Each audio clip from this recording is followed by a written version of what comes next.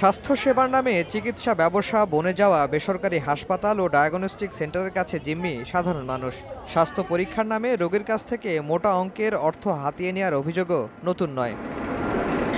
এমন প্রেক্ষাপটে বেসরকারি হাসপাতাল ও ডায়াগনস্টিক সেন্টারগুলোর সেবার ক্ষেত্রে একটি নীতিমালা প্রণয়নের আদেশ দিলেন উচ্চ আদালত। ৩৬ বছর আগের স্বাস্থ্য অধ্যাদেশের আলোকে একটি নীতিমালা তৈরি করতে কমিটি গঠনের নির্দেশ দেওয়া হয়েছে, যে কমিটি বেসরকারি ক্লিনিক, ল্যাবের লাইসেন্স, চার্জ ও সেবার মূল্য পর্যবেক্ষণ করে সরকারকে একটি সুপারিশ করবে।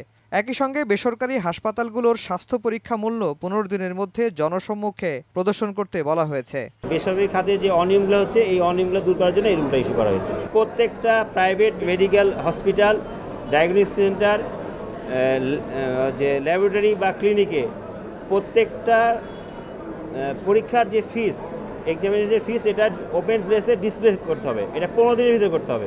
বেসরকারি হাসপাতালগুলোর অনিয়মের বিরুদ্ধে ভ্রাম্যমাণ আদালতের অভিযানকে সাধুবাদ জানিয়েছেন উচ্চ আদালত। রিটকারীর আইনজীবী বলছেন, এই আদেশ বাস্তবায়ন হলে সুফল পাবেন সাধারণ মানুষ। এই ডাইরেকশন কার্যকরী হলে আজকে যে হাসপাতাল সমূহে যে অনিয়ম, ডায়াগনস্টিক সেন্টারে যেই সকল অনিয়ম এবং এক্সপায়ারি ইকুইপমেন্টস, রিয়েজেন্ট এবং ইনজেকশন ব্যবহার করা হচ্ছে অপারেশন থিয়েটারে, তার অতি শীঘ্রই আগামী 15 দিনের মধ্যে এর লাঘব পাবে, জনগণের থেকে পরিত্রাণ পাবে।